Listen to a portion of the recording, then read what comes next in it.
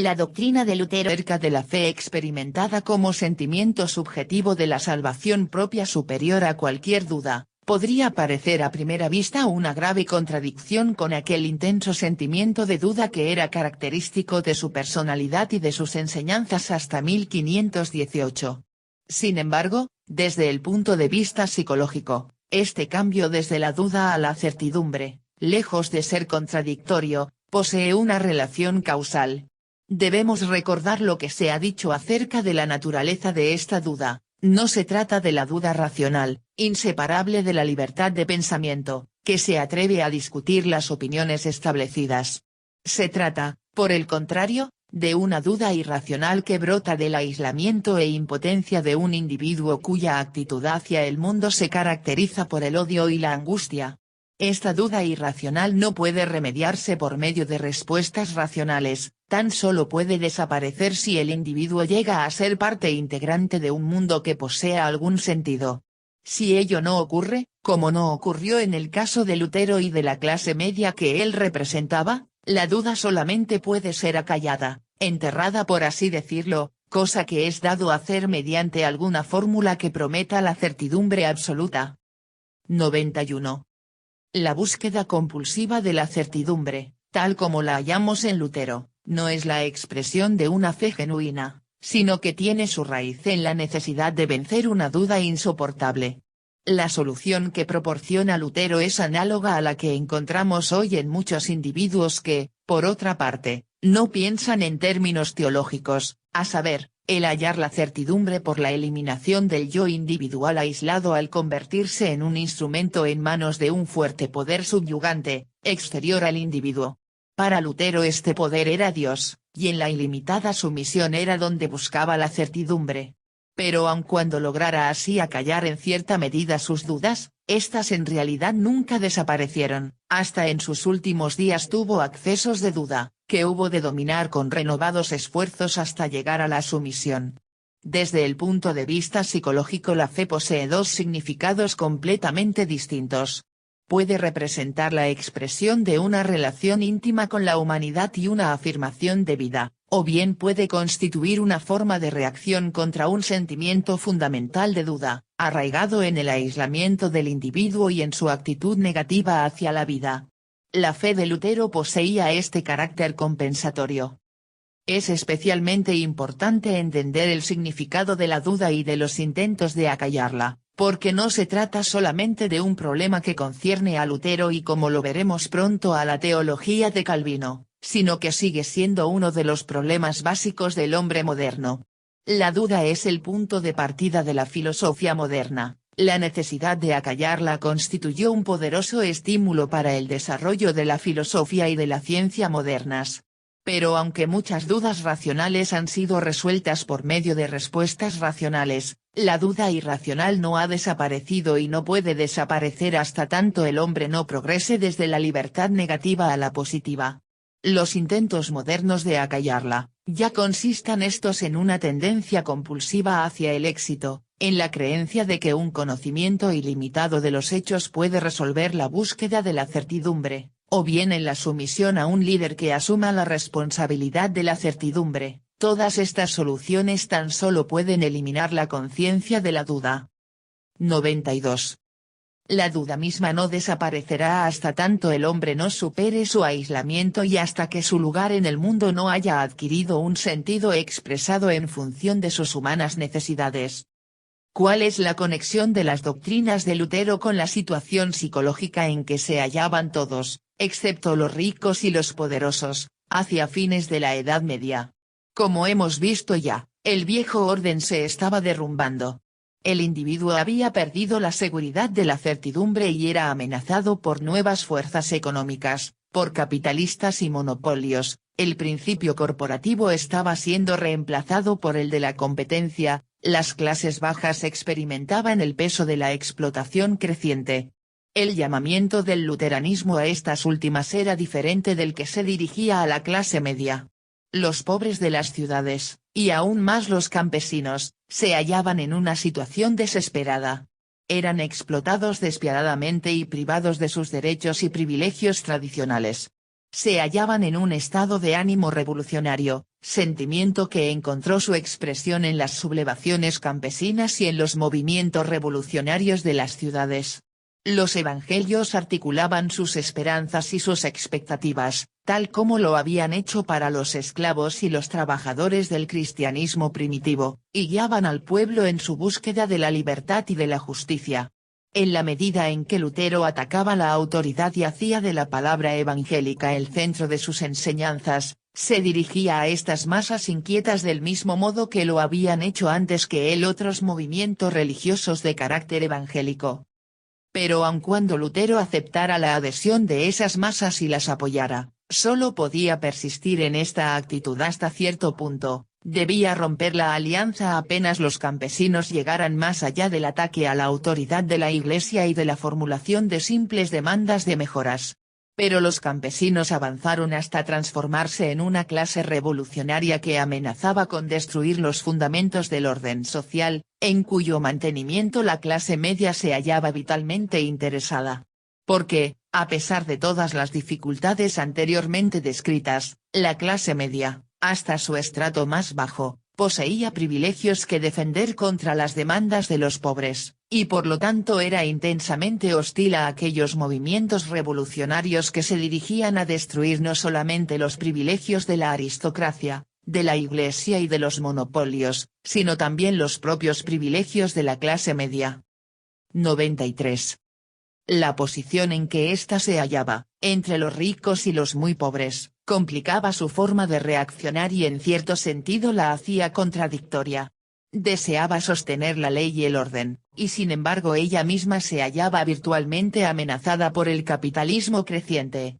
Tampoco los más afortunados miembros de la clase media eran tan ricos y tan poderosos como el pequeño grupo de los grandes capitalistas. Debían luchar duramente para sobrevivir y tener éxito. El lujo de la clase adinerada aumentaba su sentimiento de pequeñez y los llenaba de envidia e indignación.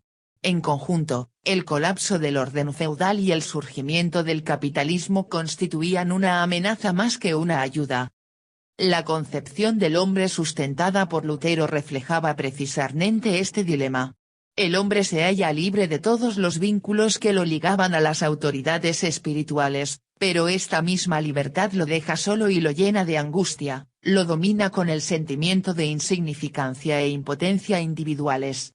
Esta experiencia aplasta al individuo libre y aislado. La teología luterana manifiesta tal sentimiento de desamparo y de duda.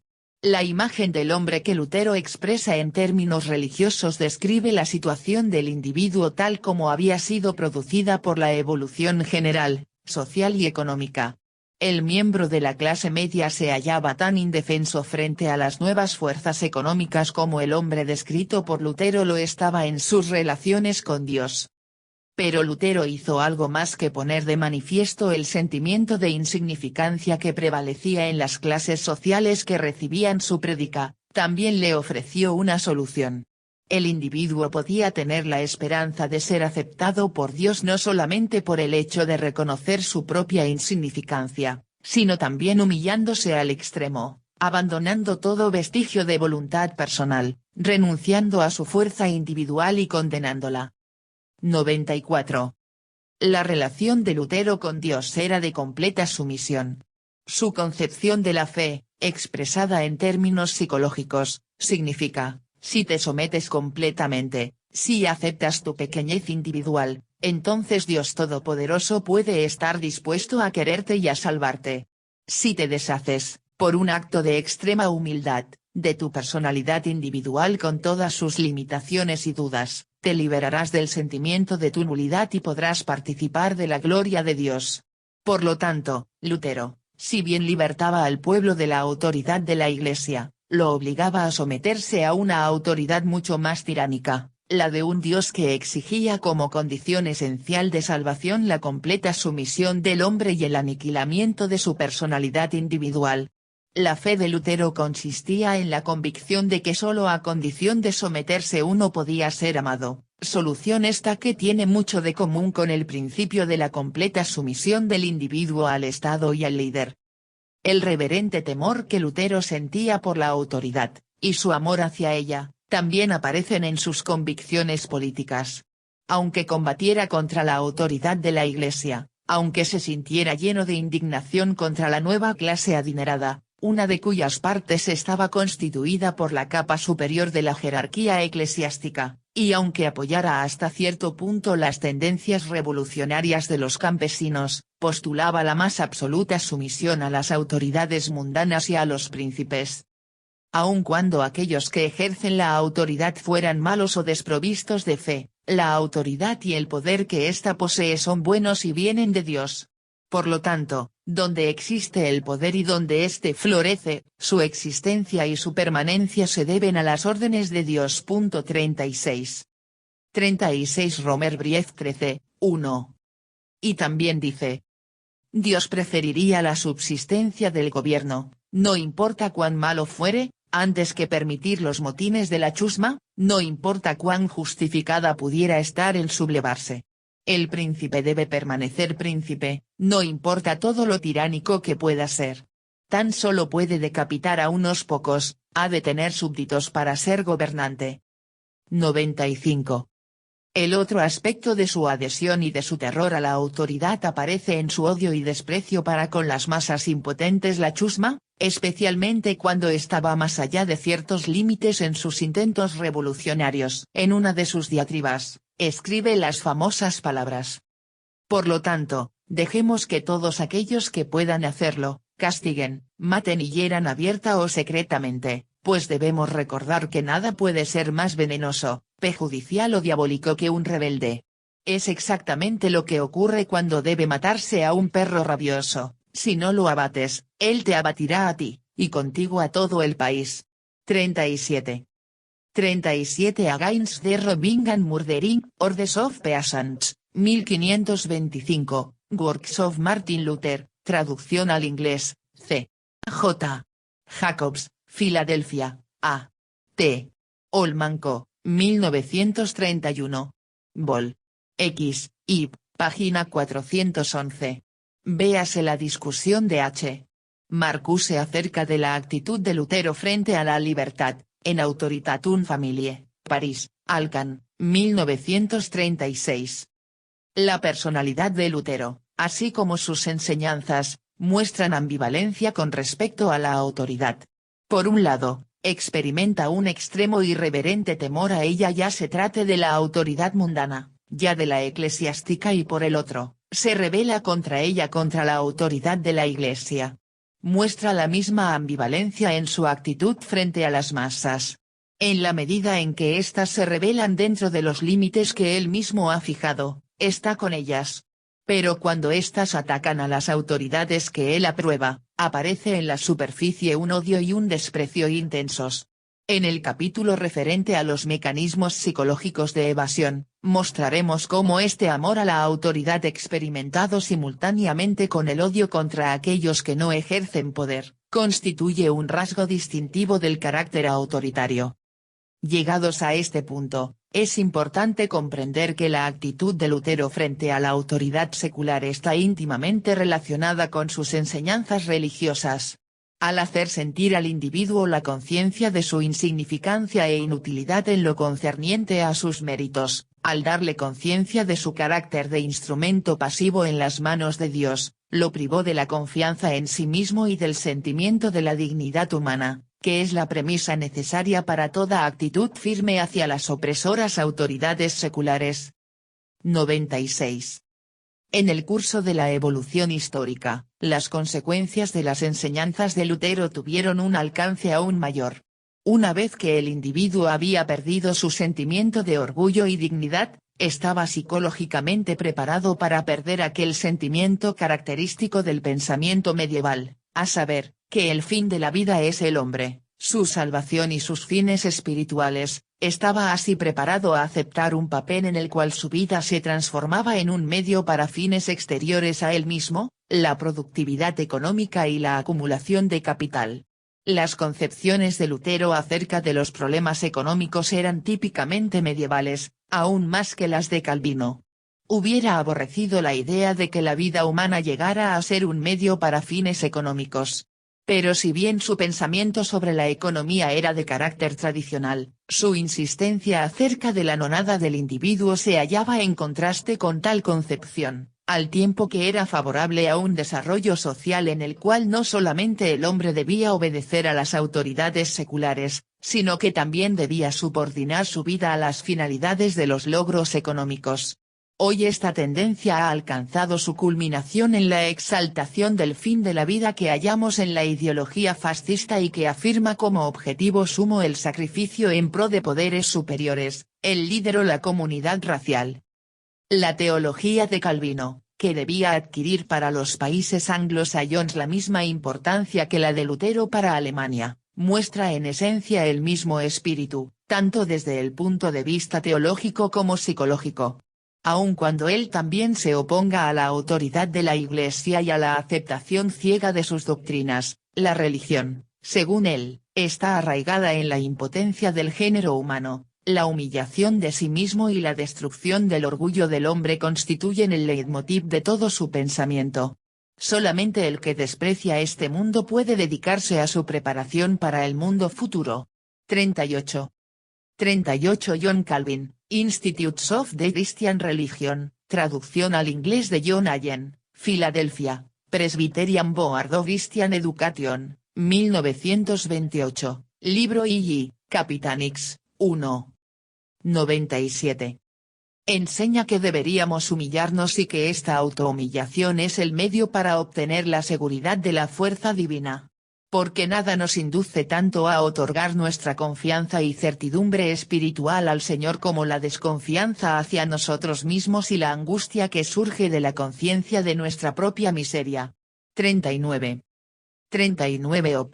Cit. Libro I.G., Capitán I. 23. Predica que el individuo no debería sentirse dueño de sí mismo.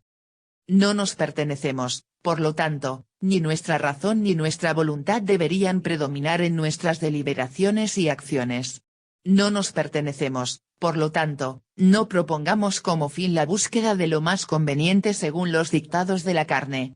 No nos pertenecemos, por lo tanto, olvidémonos de nosotros mismos y de todas nuestras cosas. En cambio, pertenecemos a Dios, y por lo tanto vivamos y muramos por Él.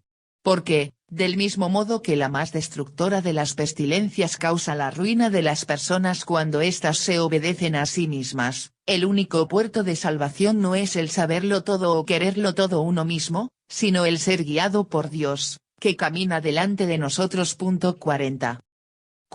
Op. Cit. Libro I.G., Capitán B. 1. Desde las palabras porque, del, etc. La traducción ha sido hecha por mí del original latino, Johannes Calvini Institutio Christianae Religionis. Editionen Curabit. A. Toluk, Berolini, 1835, Capitani, página 445. La razón de este cambio es que la traducción de Allen introduce una ligera modificación con respecto al original, en el sentido de mitigar la rigidez del pensamiento de Calvino. Allen traduce aquella frase así porque, del mismo modo que la complacencia hacia sus propias inclinaciones conduce a los hombres hacia la ruina, de la manera más efectiva, así también el desconfiar de nuestro propio conocimiento o voluntad, siguiendo simplemente la guía del Señor, constituye el único camino de salvación.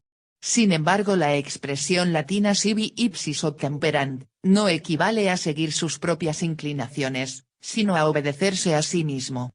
La prohibición de seguir sus propias inclinaciones posee el carácter moderado de la ética kantiana, según la cual el hombre debería suprimir sus inclinaciones naturales y, al hacerlo así, seguir los dictados de la conciencia. Por otra parte, la prohibición de obedecerse a sí mismo constituye una negación de la autonomía del hombre.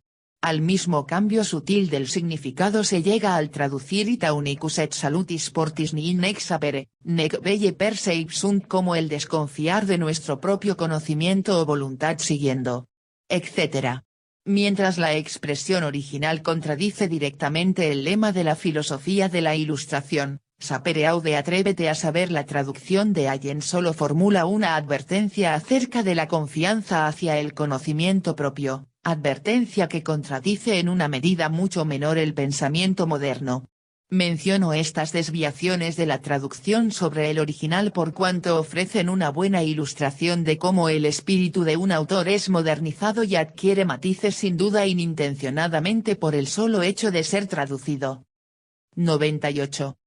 El hombre no debería esforzarse por alcanzar la virtud por la virtud misma.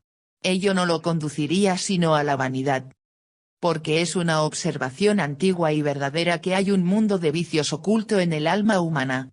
Ni se puede hallar otro remedio que el de la autonegación, el eliminar toda consideración egoísta, y el dedicar toda su atención a la persecución de aquellas cosas que el Señor requiere de ti, cosas todas que deberían ser perseguidas por esta sola razón, porque le agradan. 41. 41 Cid, libro II, Capitán B. 2. También Calvino niega que las buenas obras puedan conducir a la salvación. Nosotros carecemos por completo de ellas, no existió nunca obra alguna de un hombre pío que, si fuera examinada ante el estricto juicio divino, no revelara ser condenable. 42.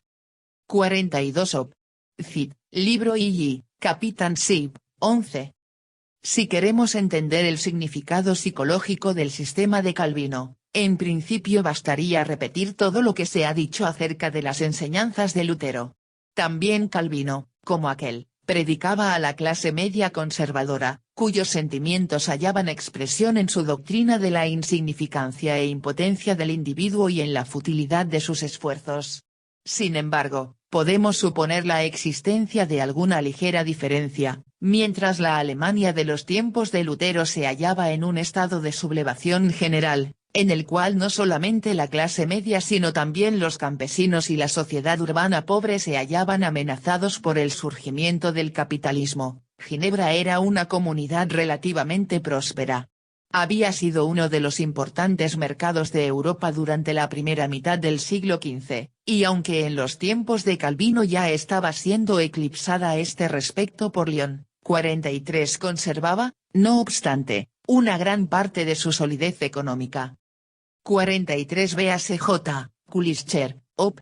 Cid, página 249. 99.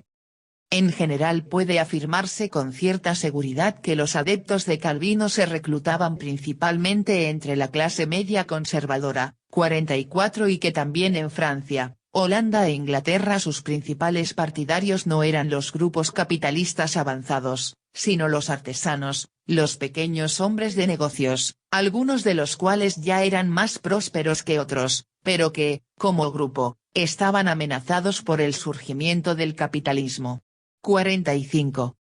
44 véase Georgia Harkness, John Calvin, The Man and His Ethics, Nueva York, H.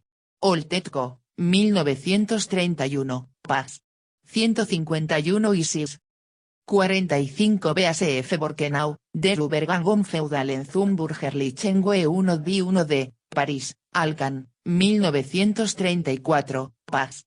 156 y Sis.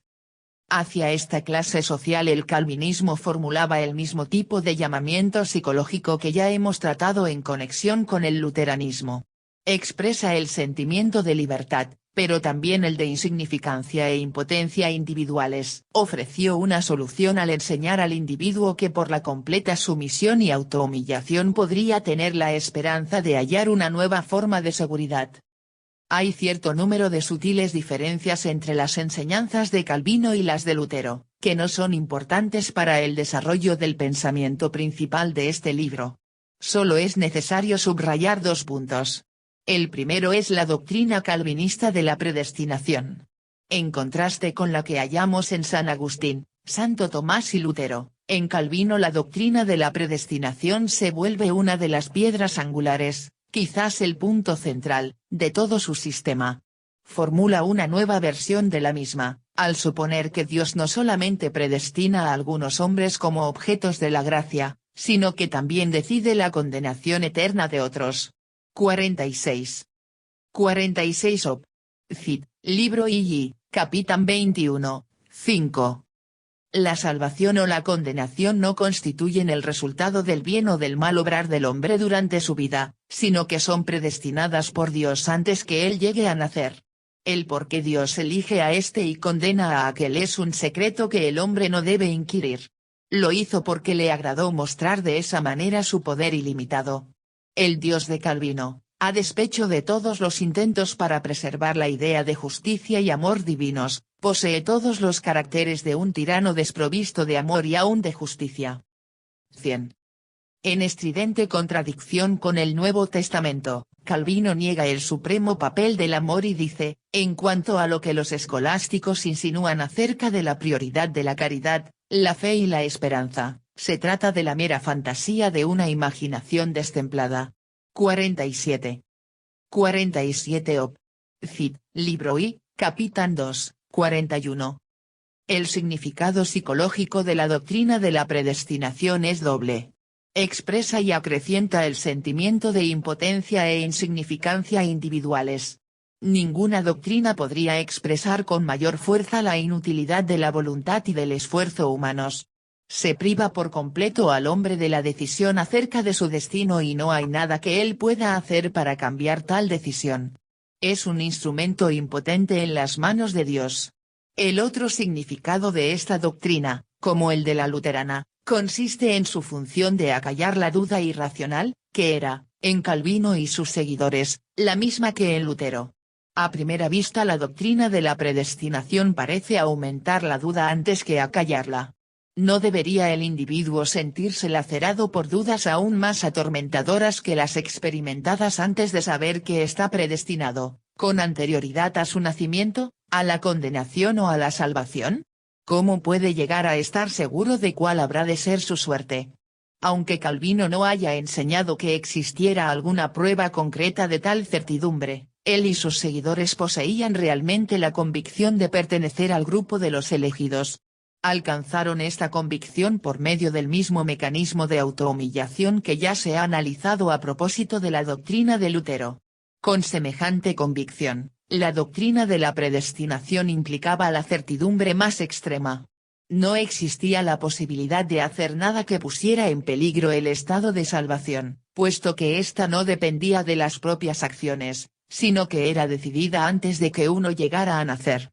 Además, como en el caso de Lutero, la duda fundamental tenía por consecuencia la búsqueda de la certeza absoluta, pero si bien la doctrina de la predestinación otorgaba tal certeza, en el fondo permanecía una duda que debía ser acallada una y otra vez por obra de la creencia fanática, siempre en aumento, de que la comunidad religiosa a que uno pertenecía representaba la parte de la humanidad elegida por Dios.